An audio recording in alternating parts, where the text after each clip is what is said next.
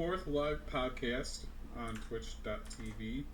We got a interviewee today by the name of StripeMan007. And he's a big Milsim buff and nerd and stuff like that. And he likes. Do you like Arma by chance at all? I've played Arma. I don't mind it. It's like the Milsim side of it. I find quite interesting, but I haven't really delved too far into it. All right. And this is Charlie's Sierra. I call him Charlie Tuna sometimes. Hello, everybody. Alright. Me again. So, let's get started with the interview. So, let's start with the question, what's your favorite Milsim game? Since you're a Milsim nerd. Favorite Milsim game? Out of all the games I've played for Milsim, I think the most fun was Battlefield 5. Battlefield 5? That was definitely the most fun I've played. Gotcha. Alright, let's go a little bit more into that. Like, how many squads have you been a part of in your lifetime in that game? I don't know how many Milsims I've been a part of in Battlefield 5. Jesus Christ. I can very good list it.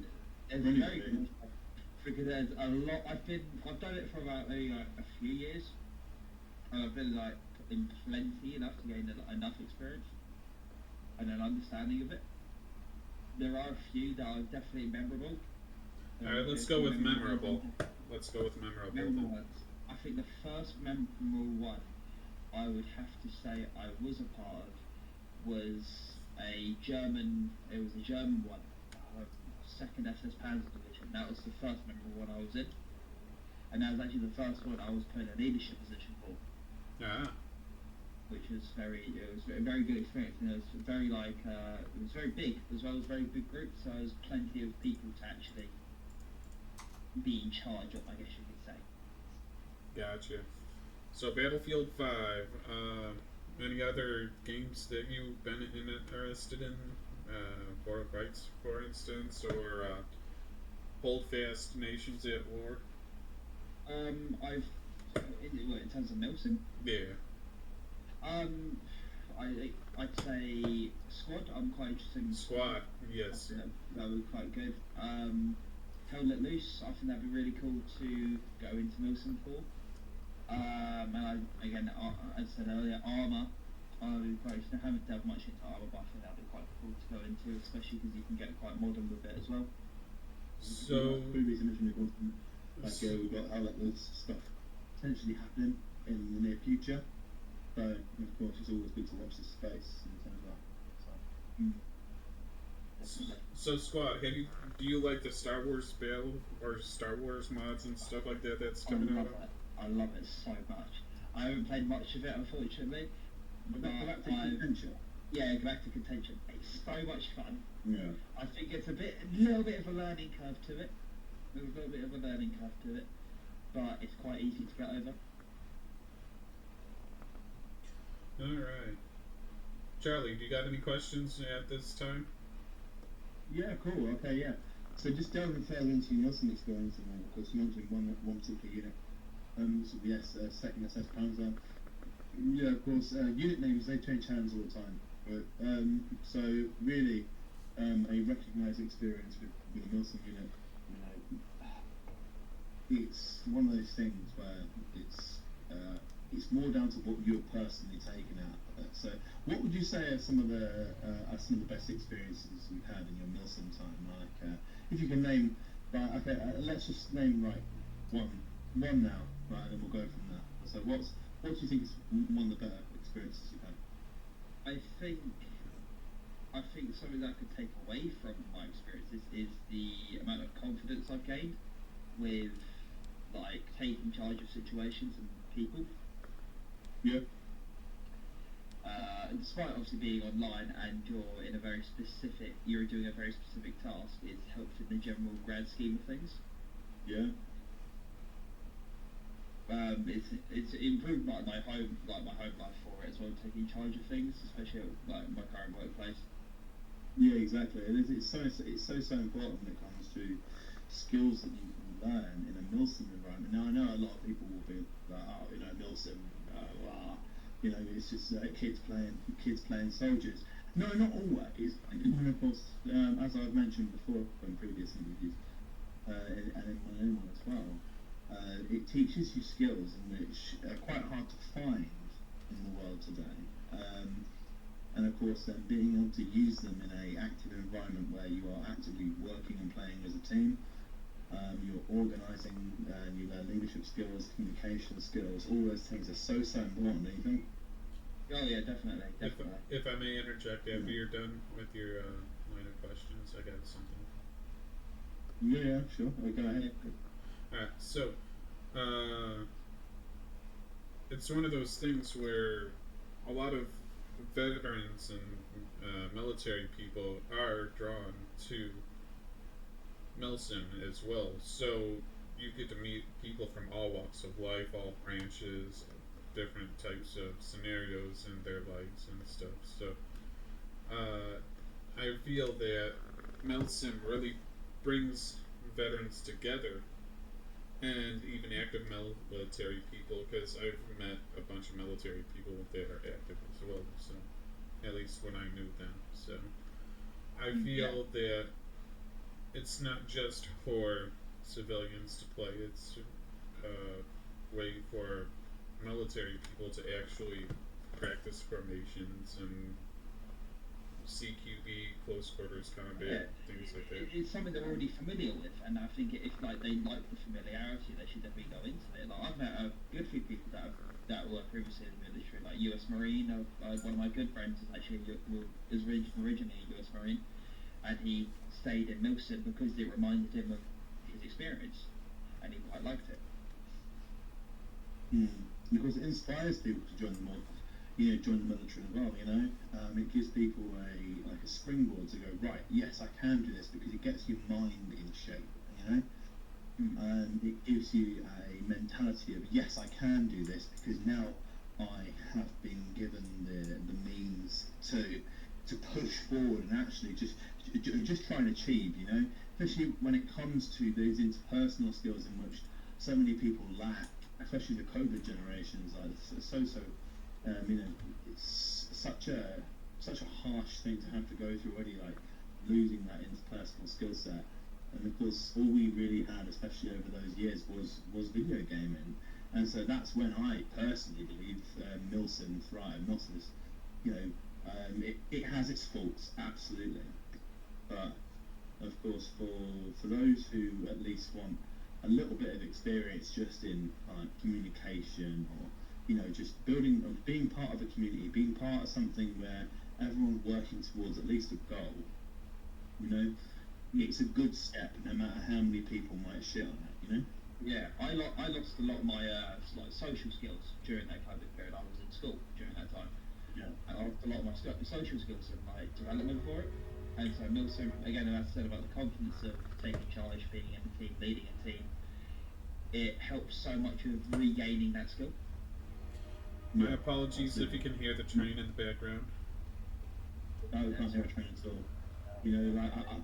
I don't know personally. I've worked alongside you for quite a while now, mate. And I've seen you grow from strength to strength personally, and so I think that it's really important to continue that momentum and be able to inspire people moving forward in a positive way, to not treat it as a toxic environment to breed competitive arseholes, but actually just use it as a way to build those fundamental skills via a gaming network.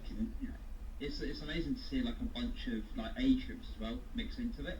I've seen people as young as like 13 go and do Milsim and stuff, and I've actually watched these people grow up into it a lot of the time, and they've completely changed as a person from being like a bratty child to being an actual respectable human being. Absolutely.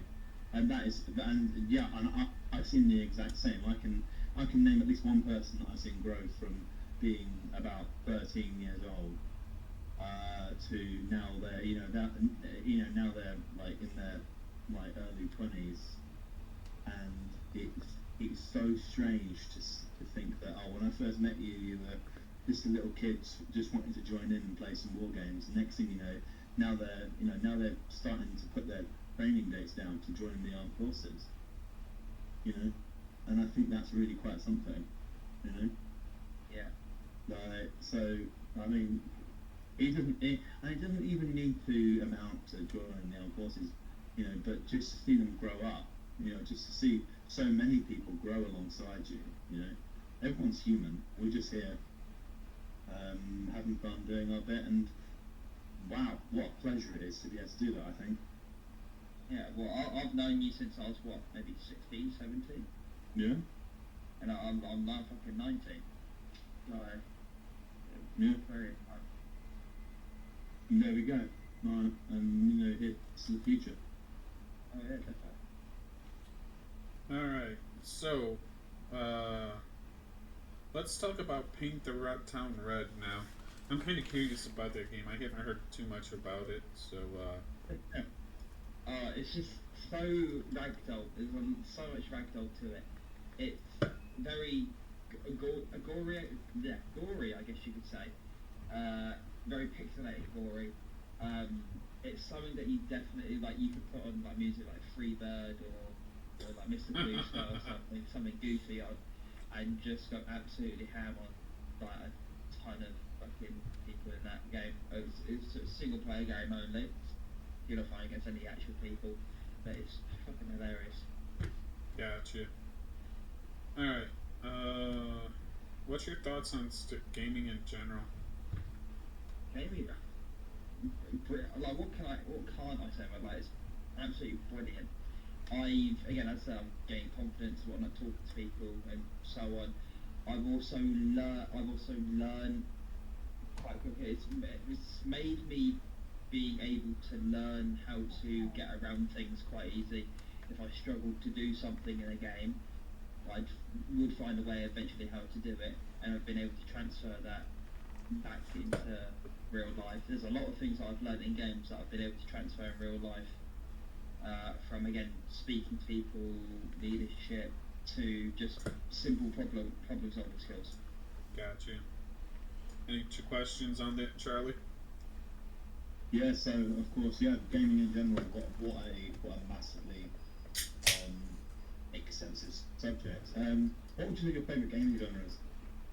Gaming genre, I'd have to say action, definitely action. FPS, Like, you know, FPS, yeah? FPS action, yeah. Top downs, I'm not too much of a fan of, like World of Warcraft and League of Legends. I'm not too much of a fan of those, but I'm definitely into the more FPS action shooters. So for example, okay, so sort of moving sort of further into that. So FPS, what's your okay? So let's say Battlefield, where you have normally four classes that you can play. You got your assault, you got your engineer, you got your heavy or support, and then you got your scout. Like, what's your favourite class to play in those sort of games? It definitely changes per game. On average, I quite like the assault class quite often. In the majority of games, I quite like using assault rifles or SMGs. I'm not too much of a fan of the scout class, but in Battlefield 5, I absolutely love the scout class, and I love using iron sights all the time. Yeah, that's respectable. I've always used red dot, or I've always used red dot. That's my jam. Yeah. So. I understand why people use scopes and stuff, because it is easier to aim and might be just better for you, like a better sight picture for you. But from going through Milsim and being forced to use iron sights, I will take iron sights over any scope.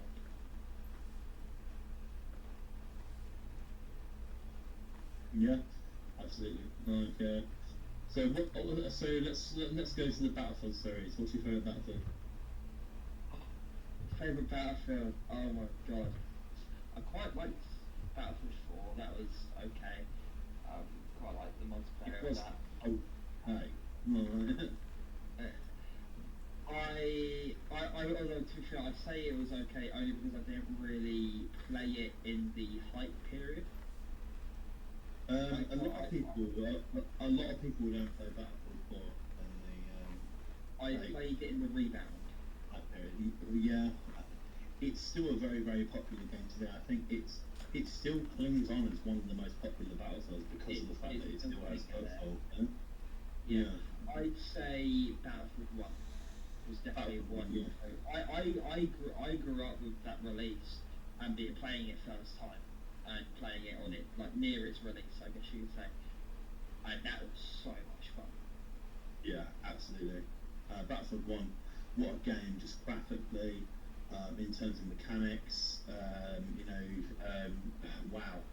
Yeah, you can't really complain on Battlefield 1. I think they really dropped the ball on Battlefield 5, personally.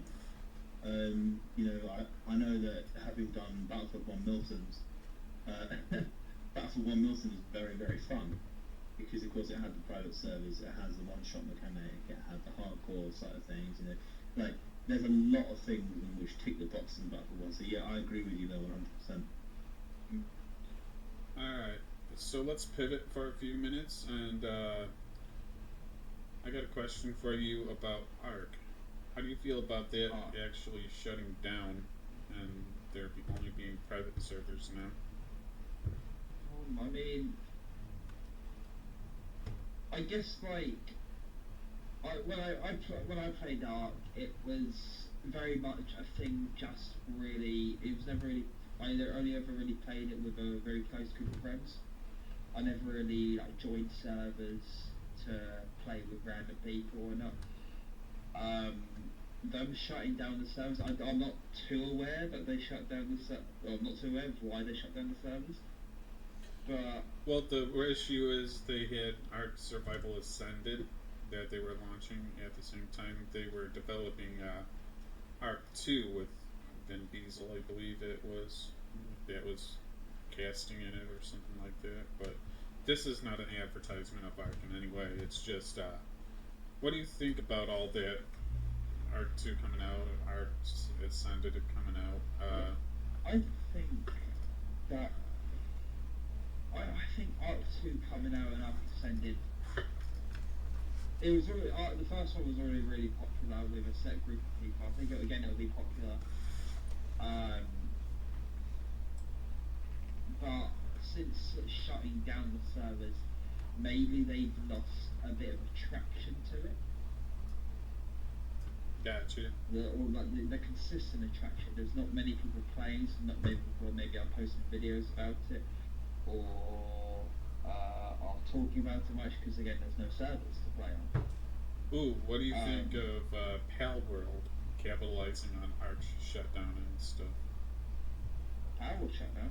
No, Palworld's not shut down. Oh.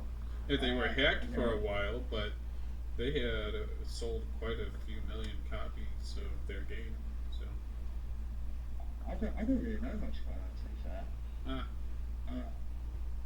I never really look at that side. I don't really look much on that side of the gaming news. Really, I look at paywalls and stuff. That's a lot of AAA games go towards the paywalls. That actually is a question on the list. What's your thoughts on paywalls right now? It can be really tedious because a game can look, play, and sound really good, and then there's a lot of there could be a lot of visible progression in the game, and then you get hit suddenly by a paywall, or you start to realize that there's becoming a little bit of a paywall, like War Thunder. There's a little bit of I think there's a little bit of a paywall there for certain vehicles. There's a lot of there. Yeah, I don't play War Thunder much, so. There's quite a lot of a pay to win comparison with War Thunder, I personally believe. And I don't think limiting players' access to content is that much of a good idea. I understand that obviously they need to make money somehow by in-game transactions, DLCs and whatnot. That's fair. A company's got to make money somehow, rather than just saying the base game or like an ultimate edition and a gold edition. But limiting access to like vehicles and stuff in a game, I'm not really that keen on. I'm not really keen on that. Especially if it's already in the base game and not like a DLC vehicle. Alright. So, you mentioned earlier Manor Lords. I've been watching that game for a while. I don't want to see any spoilers, but what's your thoughts on that game? Because I've been keeping an eye on that for about 2 years now or more. So I think people need to be careful of its development in terms of not to get their hopes up too high. Because what people tend to do with new games like this, it starts off really good. People get their hopes up really high. Like for No Man's Sky, for instance, but they actually delivered. So.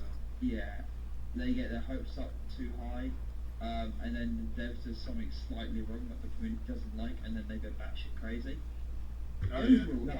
That's the thing about an overly anticipated release is if things are hyped up too much, then of course all that momentum can flip around to bite them in the arse. That's just how it works. I mean, look at Chronicles of If Elyria. things don't go exactly the way, the more that you hype up how much you have a plan of how this game is going to be incredible. I mean, look at how people are already shitting on the new Assassin's Creed release. Look at how Chronicles of Elyria imploded.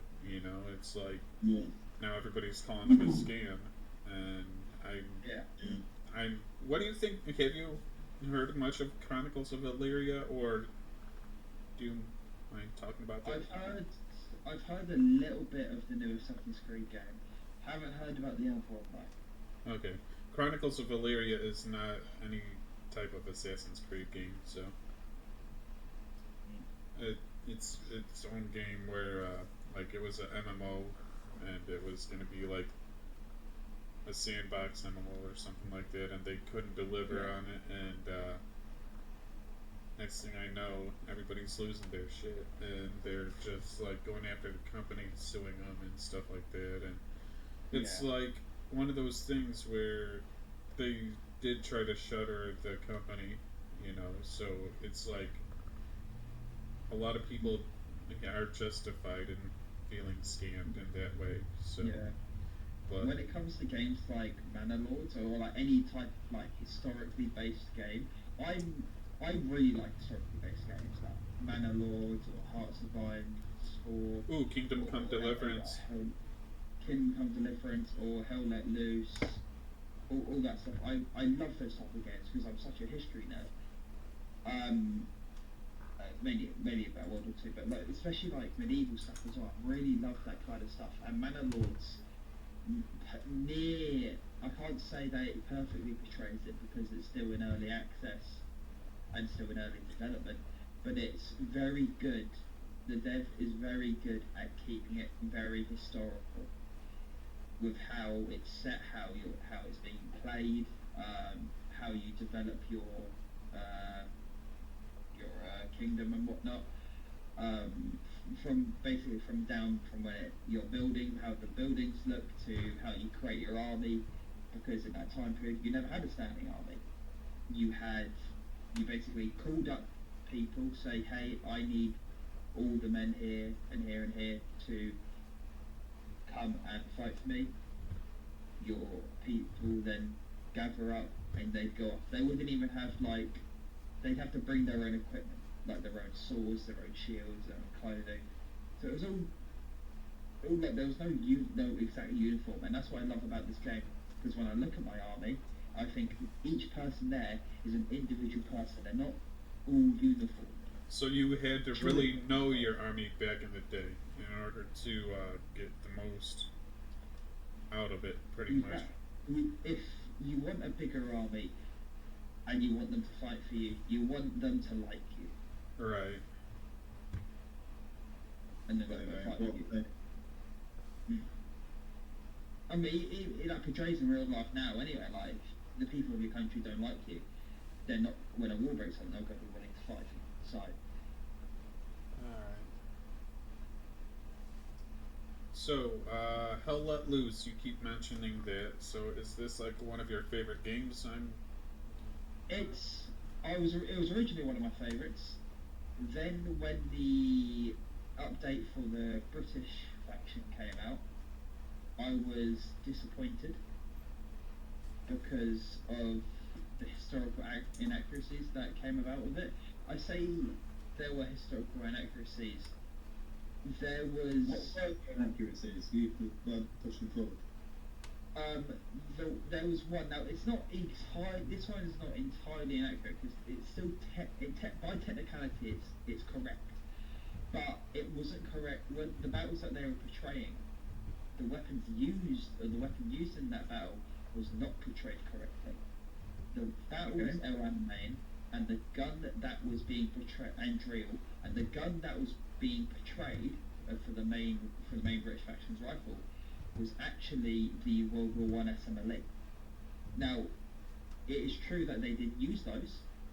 Still, that is by technicality that is true. They still used those, but by the time the Battle of El Alamein happened, they had their modern current rifles, the fucking the M4 Mark 4, thank you. They had those. They had more of those out in production than they had the World War One rifles. I even when I first played the update, I had to look at that gun in the game, and I brought out my deactivated Lienfield and compared the two and realised that they're not the same gun. They've done something wrong here.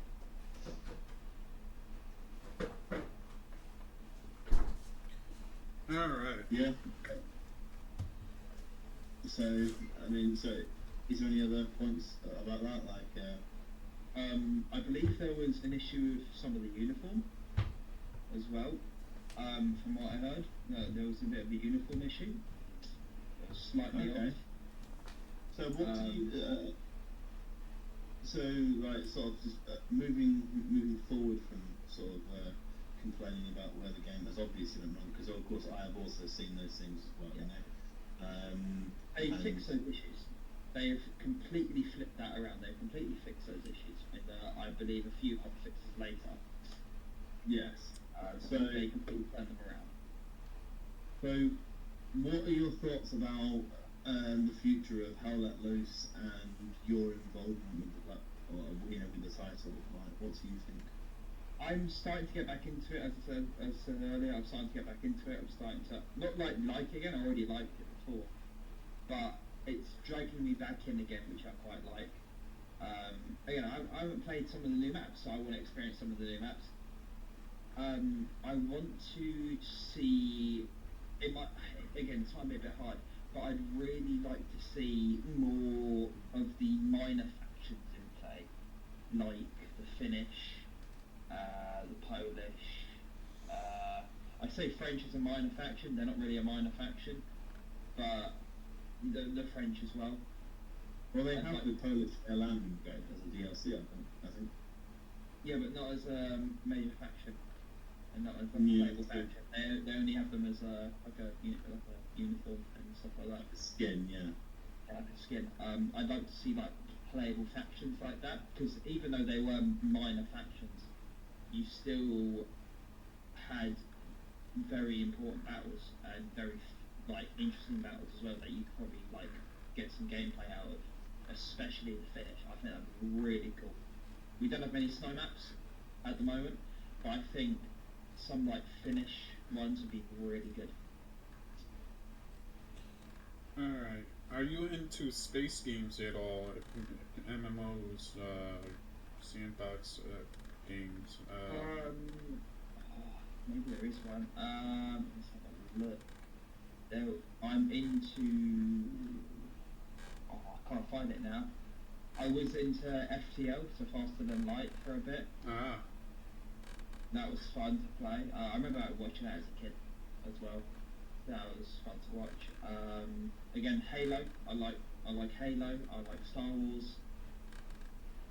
I'm a big fan of Halo and Star Wars. Halo and Star Wars were actually my first games I played. What do you think of the Halo's new younger. Halo MMO that came out, or whatever it is, the Halo online multiplayer game? Halo Infinite. Yeah, Halo Infinite. That's what it's called. The multiplayer aspect, I quite like multiplayer. It's good. I couldn't I play it. don't play I couldn't play it for the multiplayer much. first year of it because I didn't have the graphics card for it. So I was like, Mm. okay. When it comes to like games like Halo or Star Wars, games like that, I tend to play them on the Xbox. I uh, don't really play them on the. I don't like playing a lot of first-person shooters on the computer. I'm starting to now again. I say games like Squad, Hell Let Loose, stuff like that. I'm starting to play them more on the computer. When it comes to like Halo and Star Wars, I'm more of a fan to play on the Xbox. gotcha. All right. Well, we are halfway through the interview. Uh, do you want to plug in any news or any of your groups or anything like that into the podcast and get some free advertisement out of it? I don't really have any. To be fair, I'm just pretty got solo. Just going about playing with random groups. I'm not sticking to any. Gotcha. All right. Any news that you've found on any particular video game or any? There is one actually game. I'm not sure. It's been quite a quiet game. Body Cam. Yes, I've heard of I, that. I've heard saw a lot of videos where like SWAT people were testing out the game and seeing how realistic it was in VR and stuff like that. And it's coming out in an hour actually. in an hour, Or less than an hour. Yeah. Body Cam is that on Steam? Yeah. Let me look that up. Tell us more about it. So, Body Cam. Oh, it's fucking. It looks. I have yet to. Obviously, I was trying to get the early access of it. By requesting it, but I never got it in time. But it looks absolutely brilliant. So, it's very. It uses Unity engine. I don't know. Not Unity, is it? Unreal. It's Unreal Engine. It uses Unreal Engine. I'm not seeing And it on Steam right now. it just search Oh, it Body says Cam. Body Cam. Okay. It's just Body Cam. Yeah. Okay, I found it. I found it. Yeah, it looks absolutely insane. It looks very. From the looks of the videos, it feels very realistic. Oh, Shooting and stuff like that. they actually got new maps, like jumping out of planes and crap like that. I have no experience with firearms, so or like live firearms at least. So I won't be able to give an accurate this is definitely real type experience I with think how the closest you shooting can get works. is Pavlov for that. Yeah. Have you ever played Against Pavlov? Squad. I don't play Pavlov actually. Yeah. I don't like Pavlov to be fair. It's a bit. It's too much like Counter Strike. Yeah, I like this whole scavenging idea and like searching for weapons and stuff, but it's very Counter Strikey. Yeah.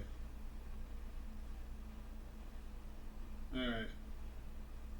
Yeah, it's coming out less than I'm an starting hour, to so understand what I'm seeing I'm here. gonna get that. I wish there was more hyper realistic video games in VR. What's your thoughts on hyper realistic video games in VR? In VR, Right.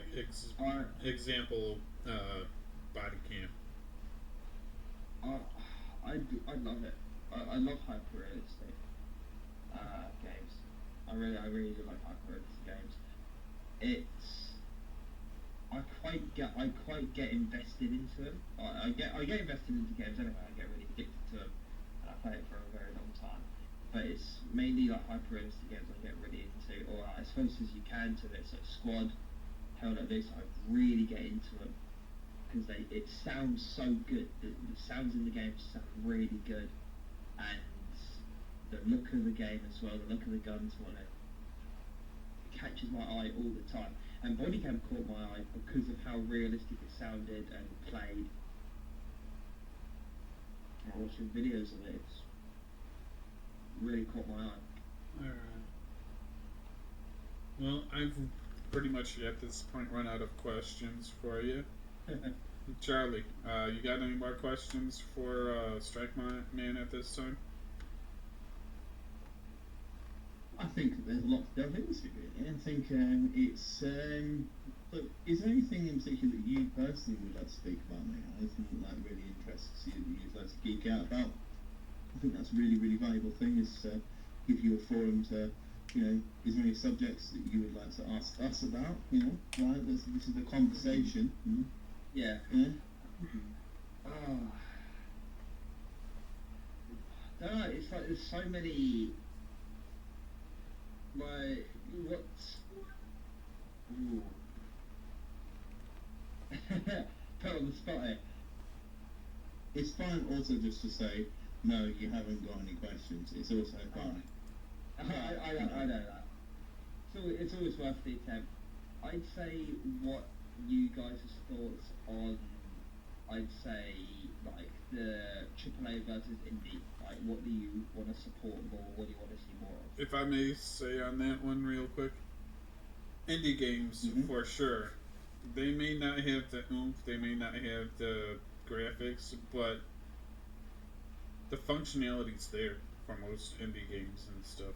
Kenshi, Worm Online, there's so many other games. Face of Mankind was a great one back in the day that recently shut down. Well, these smaller companies need to get a bit more hype to. Right. Actually, no. Face of Mankind is pretty much digital dust after a long time. But there's been a lot of favorites of mine over the years that I've played. Shores of Hazaron used to be developed by one guy, and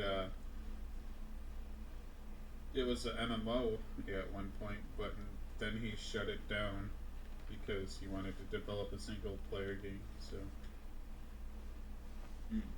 but yeah, I think personally, the AAA versus indie thing. I think indie games have a lot of potential.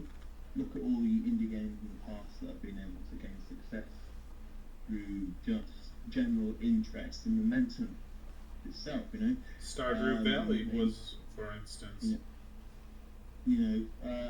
It's not hard to forget games like Minecraft. Oh yeah. Which started off as an indie game, and now it's a mainline title. So did you guys hear what happened to Notch?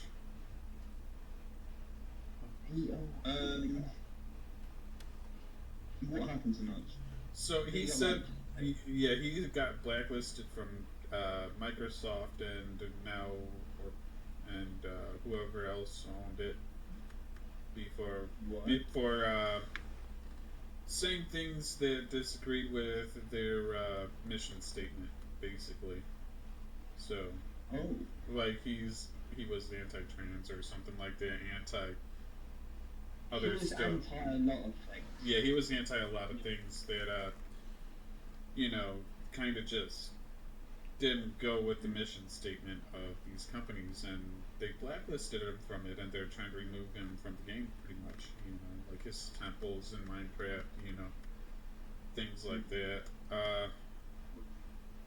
I don't like to touch on controversial topics much, but I think people have a right to their own opinion, and it's like one of those things where sure, there may be some. It's a business. Like, if someone's not going to fit in their mission statement and they're refusing to adjust their mission statement, like either. Yeah, but it's a little bit more controversial than that because the fact that Notch was the original creator of Minecraft. Right. Yeah. And so, but that is a subject matter in which can go pretty deep. So. We'll keep it on surface level. Right. Yeah. On the steps with that, I'll just say I disagree with your statement, Strikeman. I'll just say I disagree with your statement, Strikeman, but we don't need to argue over it, the semantics and crap, so.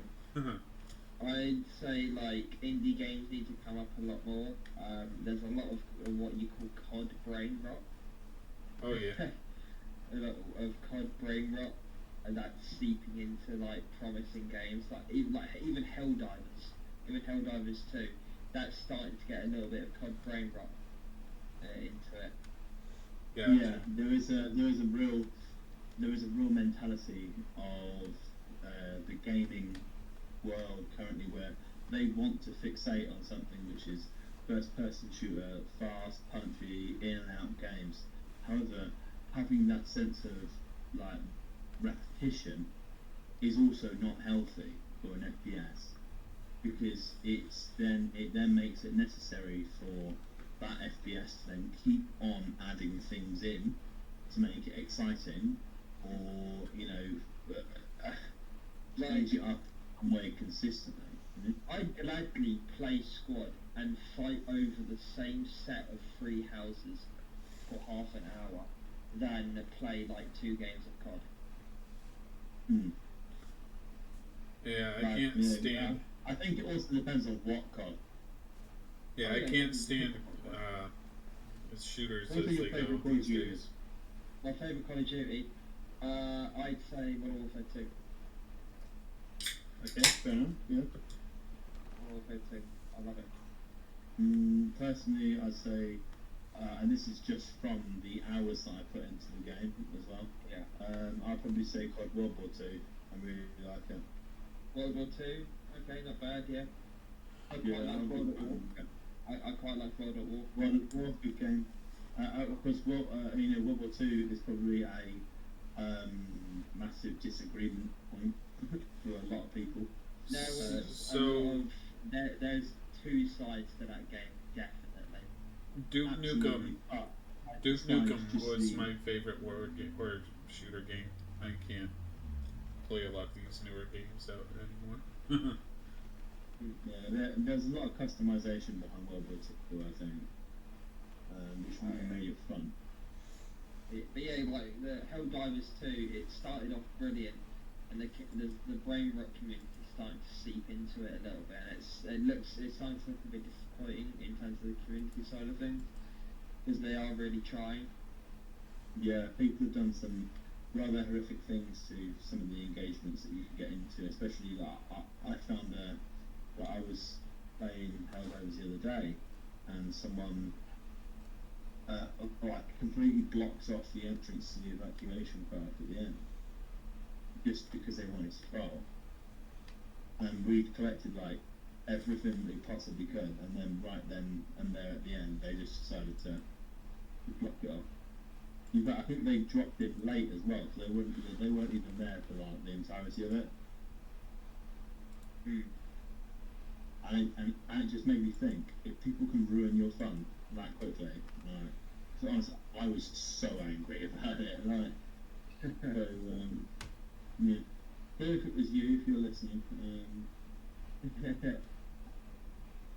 fuck you.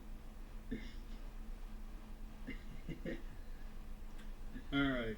But yeah. This is gonna be coming up to our segment where we can do an intermission. Grab a drink, grab a snack or something, and I'll play some guitar for about 5 minutes if you guys want to take a small break. Yeah, sure. That's true, yeah. Alright.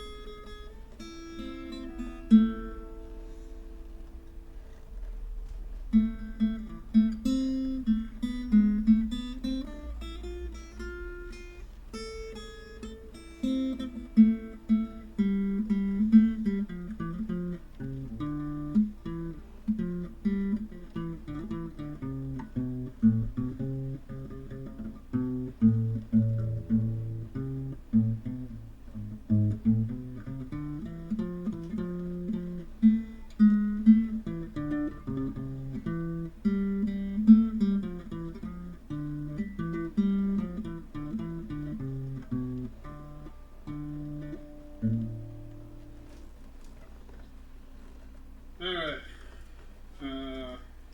We're getting Hello, Brett. we're getting ready to be back from our intermission. So this is the concluding part of the interview, really. Just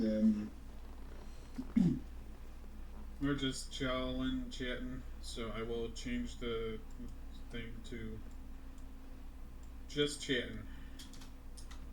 nice. Okay, so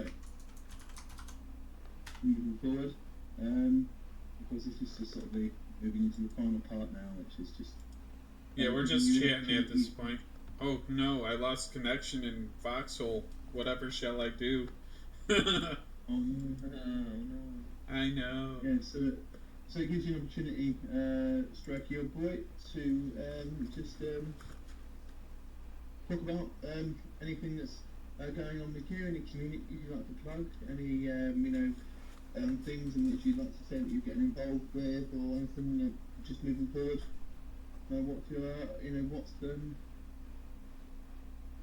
What's going to happen? Oh, I'm just gonna continue playing games like Foxhole, Hell Let Loose, maybe join a few communities. Again, in Foxhole I'm already in one just to chill out in, nothing really special, hopping about. Hopefully when, as you said, when Milsim comes to arise again in games like Hell Let Loose, Armour, especially Hell Let Loose, I'll start looking into it a bit more, seeing if there's a more committed community for it. I'm sure there is a committed community for it. A more respectable one, that is, than in Battlefield 5. And hopefully I'll maybe, start getting back into it, especially with more of the free time I have now. I'm definitely having a ton of free time for it. I definitely urge you to keep in the loop as far as, keep in touch with myself anyway, because of course the One ID part of this unit is very much about to start making some headway. and I would love for you to be part of it. Yeah, of course. Like, just give me a DM about it and whatnot. I'm sure I'll hop into it. I've got about like 2-3 weeks left of college or something. Then I'm completely done. Oh, what you Anything studying? else?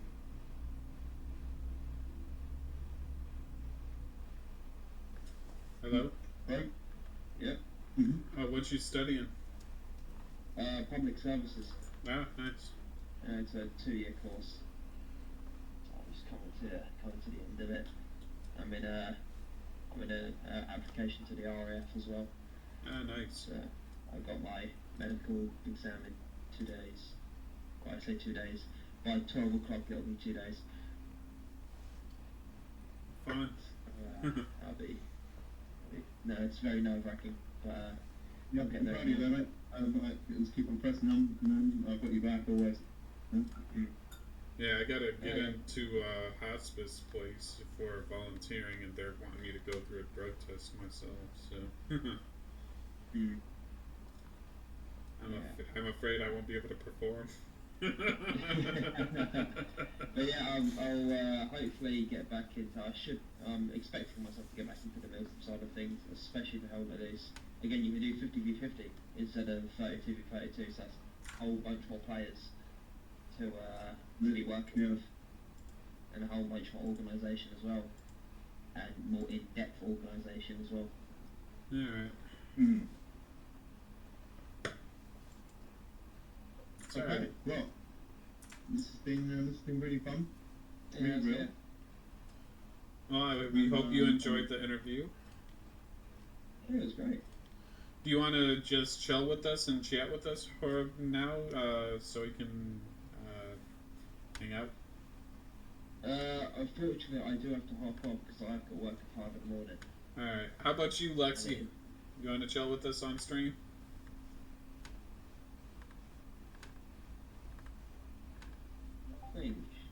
Sure. Okay. What up, Lexi?